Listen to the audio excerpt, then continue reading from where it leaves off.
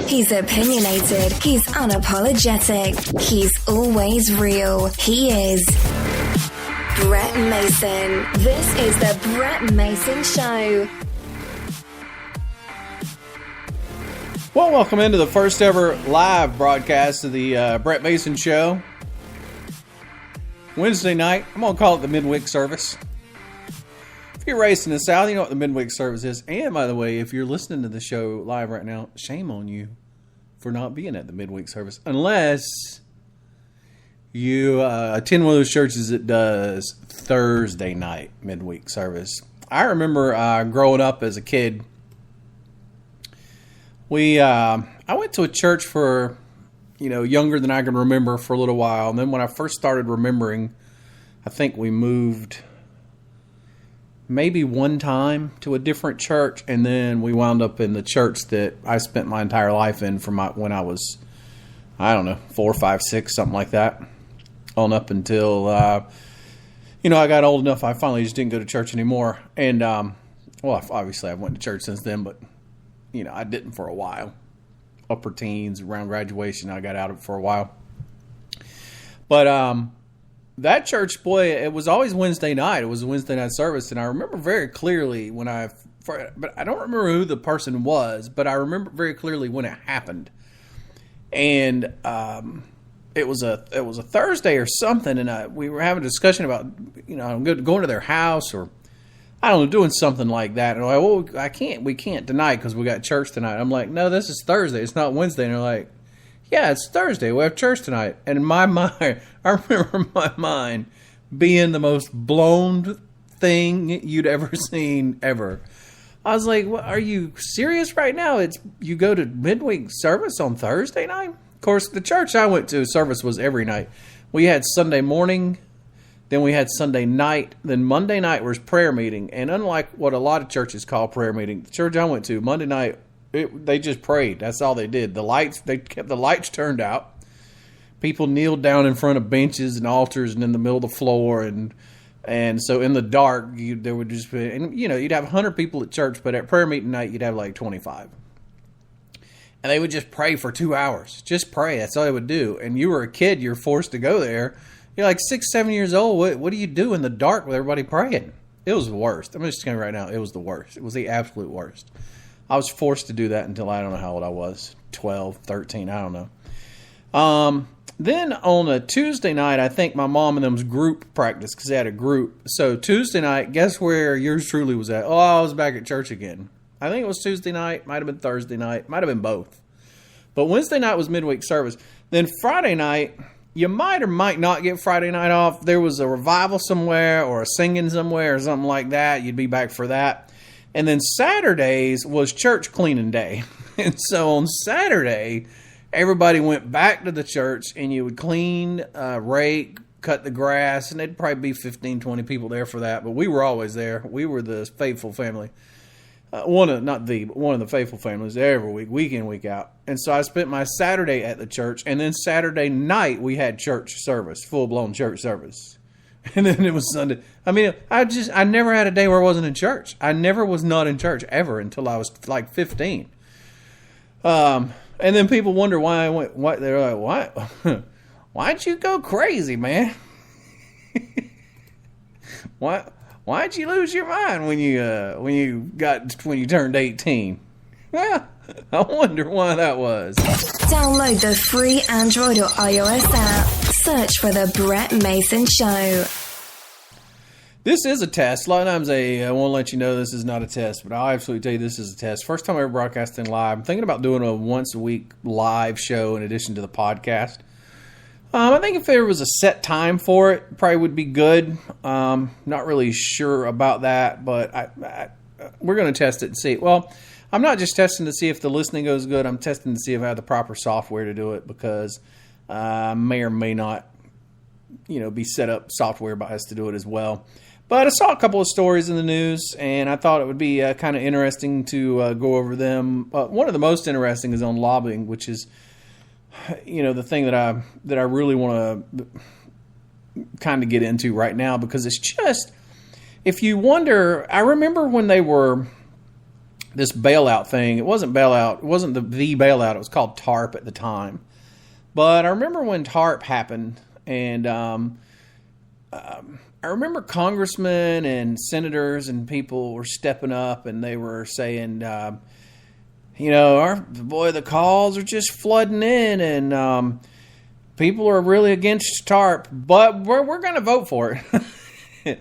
And I remember sitting there thinking, what kind of bizarro world do we live in where your elected representatives are not even hide, like they weren't even hiding it. They were publicly stating on the record that the calls were like 10-1 saying, no, don't vote for TARP. We're not bailing out the companies. The companies screwed the pooch and they took risk and they get what's coming to them. And, no, we're not paying for that. We're just not paying for that. We pay for enough. We got our own problems. People are broke. Good Lord, what are you even talking about?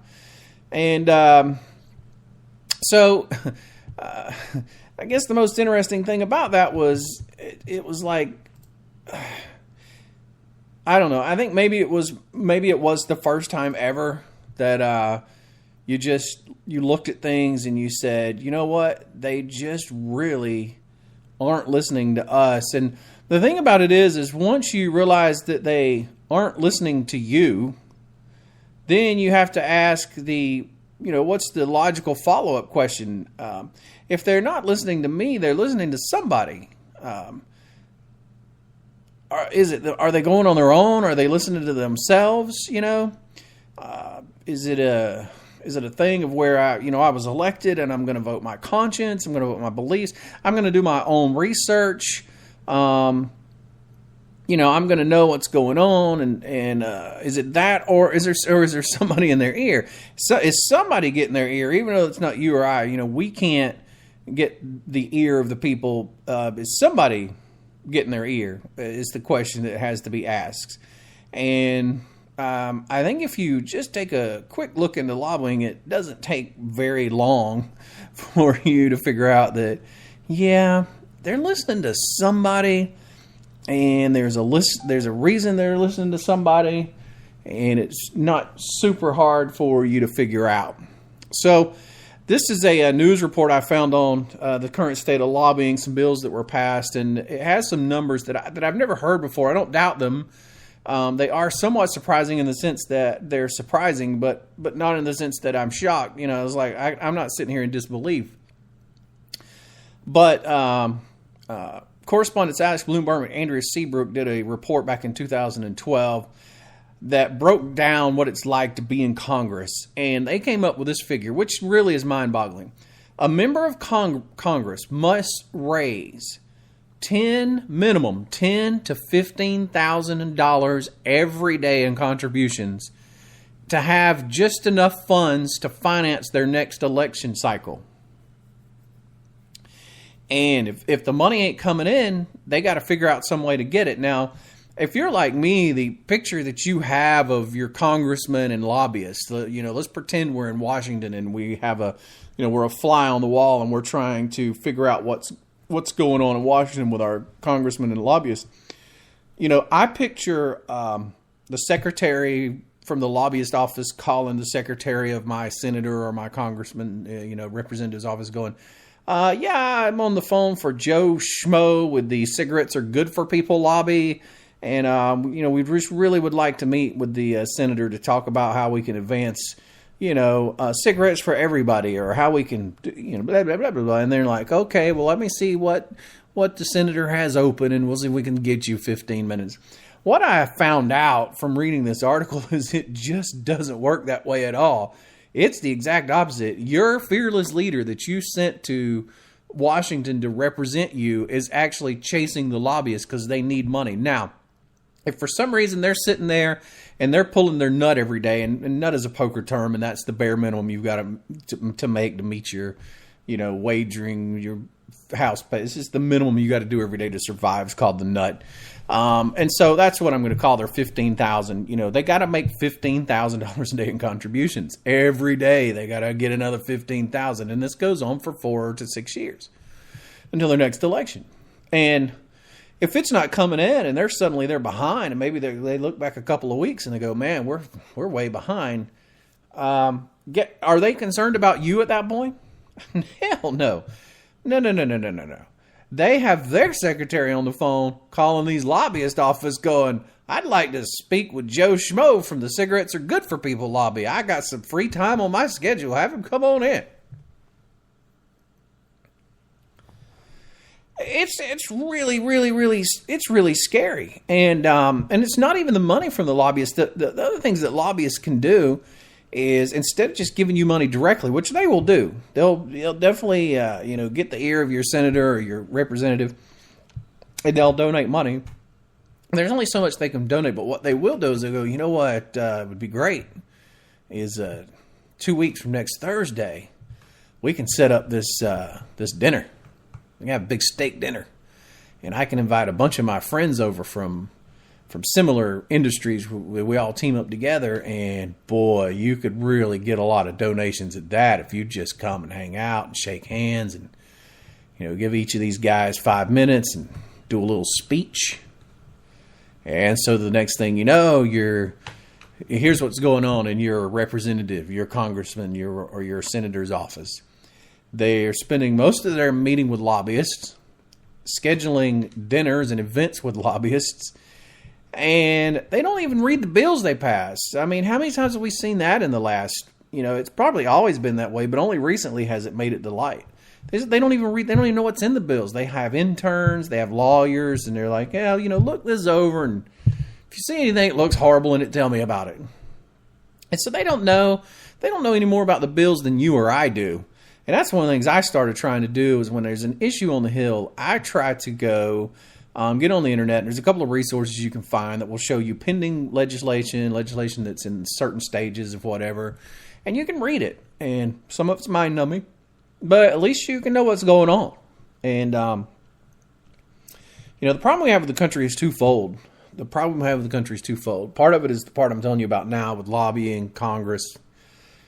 They're completely out of touch with people, and they don't care. They're in it for money and power. And if you think your congressman, your representative, just really are fooling yourself. You really have blinders on, and you haven't looked at politics in the past 100 years. You just have to sit there and completely ignore any of it to believe that. So that's part of the problem, and then the other problem is us. And if we can fix the us problem, the them problem will take care of itself. And this is one of the things that really bugs me about us always, and this is one of the things I have been guilty of doing. But this is one of the things that bugs me about concentrating solely on the them problem. If we only concentrate on the them problem, then we're victims. We're just victims. You and I are hapless victims bouncing around, and there's no hope for any of us. What are we going to do? How are we going to make it through? Woe is me. The evil people in power are just beating us up and hurting us and raking us over the coals, et cetera, et cetera, et cetera. When in fact we do have power. Now, the thing about our power as the people is it takes some time for the power to come to fruition, and people anymore are not interested in time. We're just not that excited about taking much time.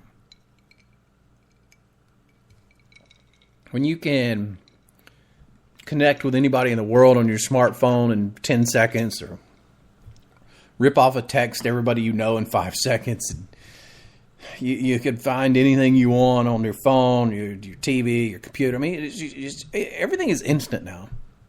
We expect the world to work that way, and it doesn't. And there have been a few movements to exert the will of the people, but I find that they're generally short-lived. And it doesn't matter which side you're on. Look, I was one of the people, and you have to please back yourself out of this partisan seeing everything through the eye of your supposed party or group. If you start seeing everything through the eyes of the Republican Party and Fox News, you're missing so much truth. A lot of the times they'll just out and out lie. What they say is out and out lies. But a lot of times what they're saying is the truth, but it's the truth absent a whole lot of other truths that they just conveniently leave out. See?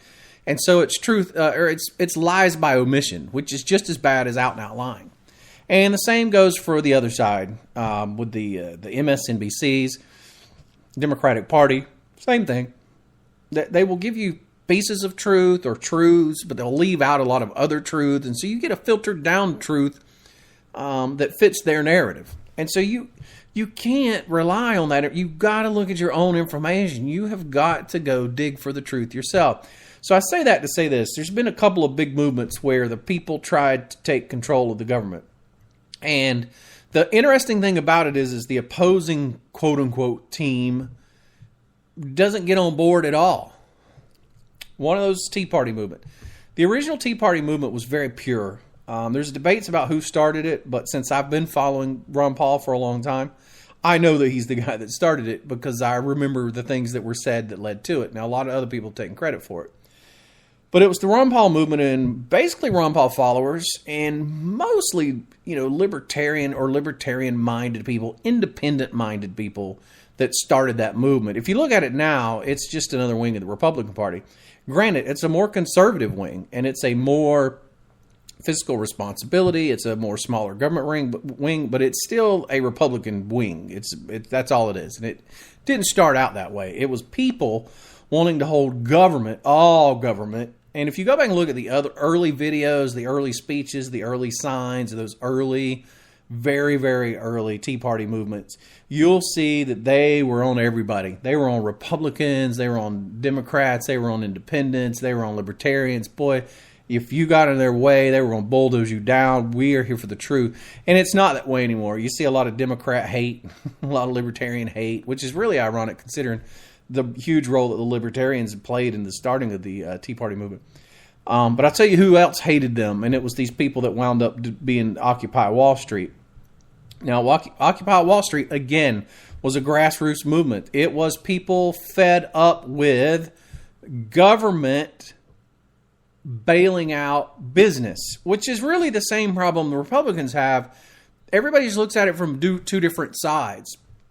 The Occupy Wall Street movement, and in my opinion, they're a bit misguided, but they had the same concerns that me, as one of the original people to embrace the Tea Party movement, had. Now, I've disassociated myself with the Tea Party movement since then because they've just turned into right-wingers, toe the party line, except we add a little on to it and be a little more extreme. And if you embrace it, fine, that's fine. But it's just not what it started out to be, and that's not why I'm not a part of it. But both of those movements happened because of the same atrocities by our government. Both of those movements were inflamed, ignited, and lit to the heavens because of the same things that were happening. And it was government taking the wealth of the citizen and in the form of debt laid on the backs of the citizens and shoveling it into corporations. Bailing out. These corporations were playing fast and loose with their investments. Look, you can say that it was Jimmy Carter's fault for that Irving initiative that he had. You can say that it's Clinton's fault for expanding that and making it more possible. You can say that it's who's the guy that talks like Sylvester the cat? That he's the gay. He's not in Congress anymore. But he was the guy that refused to believe that there was a problem with the housing going on, and even though a lot of mainly libertarians but some Republicans were on the floor going, hey, we're about to have a meltdown, and he refused it. You can lay a lot of that on all of those backs, but what it ultimately comes down to is that the things that were there, big business took investments, took money of their shareholders, took money of the company, and they decided to take these things and sink the money into it, and at great, great risk. And like a house of cards, it all came down. And so you can blame originally whoever you want, but the businesses did it. And this is why the Occupy Wall Street movement was on Wall Street protesting, because I don't care if you're a Republican, if you're a free market, that's fine. You can still agree with Occupy Wall Street because they are right. Those businesses, those corporations, those executives abused the system. They took huge risks that just should never have been taken, and they lost and they collapsed. Now, it's true that as a result of their collapse, that you and I suffered some of the collapse as well. Housing prices started going down. we started having issues like that. This is all true. An argument could be made, and a very valid argument was there was a whole bunch of people need to be bailed out. Citizens, businesses, etc. But now, that's the Occupy Wall Street. These businesses were running fast and loose, skirting the law, breaking the law, risking everybody's wealth, everybody's livelihood, and they should be held accountable, and we can't have it anymore. Now, if you move back over to the Tea Party movement, same problem, except they want to hold the government responsible for it. Now, I lean more to that side. If the government doesn't make stupid laws and stupid loopholes and things that big business can take advantage of, then business will have to just out and out break the law if they try. In this instance, they didn't have to break the law. The laws were just bad. The rules were bad. And it was set up by a host of different people, ranging from presidents down to congressmen. So you have it was two sides to the same coin. Now, this is what frustrated me about this. You could not, for the life of me, get the Occupy Wall Street crowd and the Tea Party crowd to come together and understand that our issues are over the same problem. And we're looking at opposite sides of the coin. And the groups on both sides of this coin are both guilty. Both sides are guilty. And if that could have happened, if that moment could have happened where the Tea Party gave in a bit and said, you know what?